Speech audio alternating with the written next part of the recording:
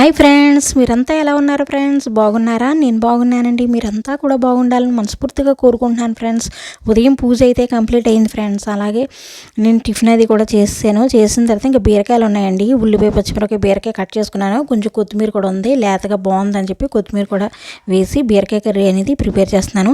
ఈ వీడియో చూసే ముందు ఒక లైక్ అయితే ఇవ్వండి ఫ్రెండ్స్. ప్రతి ఒక్కళ్ళు కూడా మొదటిసారి మా ఛానల్ని కనుక చూస్తున్నట్లయితే ప్లీజ్ సబ్స్క్రైబ్ చేసుకోండి. అలాగే పక్కనే ఉన్న బెల్ ఐకాన్ని ప్రెస్ చేసినట్లయితే తదుపరి నేను ఏ వీడియో పెట్టినా మీకు నోటిఫికేషన్ అనేది వస్తుందండి. చక్కగా చూడగలుగుతారు వీడియోస్ అనేవి. అలాగే నేను ఎలాంటి వీడియోస్ చేస్తే మంచిదనేది, మీకు ఎలాంటి వీడియోస్ ఇష్టం అనేది కూడా నాకు కామెంట్ సెక్షన్లో తెలియజేయండి. మా ఇంట్లో అయితే బీరకాయ కర్రీ అనేది నేను ఒక్కదాన్ని తింటానండి. ఇంట్లో పెద్దగా ఎవరు తినరు, అంత ఇష్టంగా తినరు బీరకాయ కర్రీ. కానీ బీరకాయతో చేసిన ఏ ఐటమ్ అయినా అంత ఇష్టపడరు. కానీ బీరకాయ పప్పు అయితే అప్పుడప్పుడు చేస్తూ ఉంటాను, అదైతే కొంచెం బెటర్ తింటారు. బీరకాయలు ఇంకేదైనా నాన్ వెజ్ సంబంధించింది ఏదైనా వేసామనుకోండి చక్కగా తింటారు. అది లేకుండా మామూలుగా ఉండేమో అస్సలు తినరండి. ఇదైతే క్యాబేజీ కర్రీ ఫ్రెండ్స్. ఇది క్యాబేజీ, టమాటా అలాగే కట్ చేశాను. ఒక ఉల్లిపాయ, పెద్ద సైజు ఉల్లిపాయ తీసుకున్నాను, పచ్చిమిర్చి, టమాటా, క్యాబేజీ, ఉల్లిపాయ, పచ్చిమిర్చి ఇవన్నీ కూడా వేసి మగ్గిన తర్వాత కొంచెం ఇందులో మిల్ మేకర్ రద్దు అనేది ఉంటుంది కదా, అది వేస్తున్నానండి. చాలా టేస్ట్గా ఉంటుంది ఫ్రెండ్స్ ఇలా చేయడం వల్ల. నాన్ వెజ్ కర్రీ లాగా అసలు కర్రీ లేకపోతే తినలేమనుకున్న వాళ్ళు ఇలాంటి కర్రీస్ చేసుకోవచ్చు. మసాలా కూడా వేసుకోవచ్చు అండి. ఇందులో అల్లం వెల్లుల్లిపాయ పేస్ట్ కానీ, గరం మసాలా కానీ ఏదైనా వేసుకోవచ్చు. టేస్ట్ చాలా బాగుంటుందండి. చికెన్ కర్రీ ఇలా ఉంటుంది టేస్ట్ అయితే. బీరకాయ కర్రీ అనేది దగ్గరికి ఎగిరిన తర్వాత తీసేసుకుంటే సరిపోతుందండి. బీరకాయలు పెద్దగా వాటర్ అనేది వేసుకొని అవసరం లేదు. ఆల్రెడీ ఉల్లిపాయలు ఉన్నది, బీరకాయలు ఉన్న నీరుతోనే చాలా వరకు కుక్ అయిపోతుంది బీరకాయ కర్రీ అనేది. బీరకాయ కర్రీ ఇష్టం లేని వాళ్ళంటూ చాలామంది ఉంటారో ఉండరో నాకు తెలియదండి. కాకపోతే మా ఇంట్లో కొంతమంది తినరు. అయితే మా ఇంట్లో ఎక్కువగా బీరకాయ కర్రీ అనేది నేను ఇష్టంగానే తింటాను. ఇదిగోండి క్యాబేజీ కర్రీ అనేది దగ్గరికి అయిన తర్వాత దించేసుకుంటున్నాను ఫ్రెండ్స్. ఇలా చాలా ఈజీ అండి ఇవి.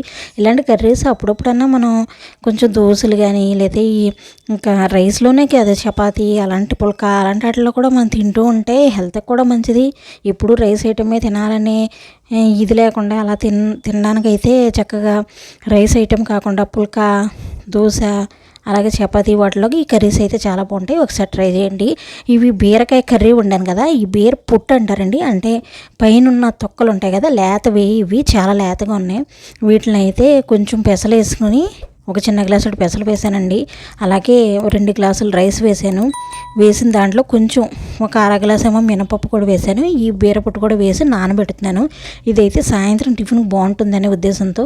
మీరు టేస్ట్ పరంగా చెప్పాలంటే ఇది పెసరట్టు తిన్నట్టే ఉంటుందండి. ఇందులోనే పచ్చిమిర్చి, అల్లం కూడా వేసేసుకుని ఉంచుకుంటే మనం మంచిగా వాటర్ చక్కగా 1-2 సార్లు కడిగేసి మంచిగా వాటర్ పోసి ఉంచుకుంటే సాయంత్రం కల్లా ఇది చక్కగా ఉబ్బి బాగుంటాయండి. ఎందుకంటే అన్నీ వేసాం కదా. ఇదిగోండి రైస్ కంప్లీట్ అయిపోయింది. ఉడికించేసుకుని పక్కన పెట్టుకున్నాను. బీరకాయ కర్రీ, క్యాబేజీ, టమాటా, అదే మిల్ మేకర్ ఇవన్నీ వేసిన కర్రీ అయితే ఈ విధంగా ఉందండి.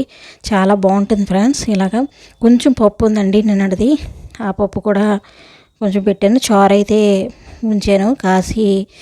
చారు కంపల్సరీ మా ఇంట్లో ఉండాలండి. అలాగే వడియాలు ఈ పప్పులోకి. ఇలాగ ఏదో ఒకటి లేకపోతే కనుక ఇంట్లో తినడం అనేది కష్టం. మా ఇంట్లో కంపల్సరీ ప్రతి ఐటెం కూడా కొంచెం కొంచెమే వండుతాను. ఆ వండే ఏవైనా సరే 1-2 కర్రీస్ ఉండేటట్లుగానే చూసుకుంటాను వీలైనంత వరకు. మళ్ళీ సాయంత్రానికి చారు ఉండాలనే ఉద్దేశంతో చారు అనేది కొంచెం పెట్టాను ఫ్రెండ్స్. అలాగే రైస్ కూడా కొంచెం ఉడికించుకున్నానండి. అత్తయ్య ఉంటారు, అందుకు రైస్ వేడిగా ఉంటే బాగుంటుంది కదా అనే ఉద్దేశంతో చారు పెట్టి రైస్ కూడా ఉడికించుకున్నాను. ఈ బీరపొట్టు దోశలు అనేవి నేనే తింటానండి. ఎందుకంటే సాయంత్రం నేను భోజనం చేయను. ఒక్కొక్కసారి ఎప్పుడైనా సరే తినాలి ఇంకా అన్నప్పుడు తప్ప, నీరసంగా ఉన్నప్పుడు తప్ప, మిగతా రోజుల్లో అయితే సాయంత్రం మాటలైతే నేను చాలా వరకు భోజనం అయితే చేయనండి. ఏదో ఒక దోశ లేదంటే పుల్కానో చపాతీనో అలాగా 1-2 తినేసి మజ్జిగ అనేది తాగి పడుకుంటాను నేను. నాకు అలా చేయడం వల్ల ఏంటంటే శరీరం కూడా కొంచెం తేలిగ్గా ఉన్నట్టు ఉంటుంది. మనం వాకింగ్ చేయడం వీలైతే వాకింగ్ చేస్తూ ఉంటాను ఉదయం సాయంత్రం. వీలైన పక్షంలో ఎప్పుడైనా కొంచెం శరీరం అనేది మనకి ఒక్కసారి మనం తగ్గించడం ఏదైనా ఇలాంటి అప్పుడప్పుడు చేసుకుని కొంచెం ఆయిల్ తక్కువగా ఫుడ్ అది తింటూ ఉన్నాం అనుకోండి, ఆటోమేటిక్గా మనం ఎక్కువ కేజీలు తగ్గకపోయినా మన శరీరం చక్కగా తేలిగ్గా ఉంటుంది. మన పనులు మనం చేసుకోగలుగుతాం. అలా ఉంటే చాలు అనుకుంటాను నేనైతే. ఆ విధంగా ఉంటూ ఉంటుందండి మా ఇంట్లో నా దినచర్య అయితే.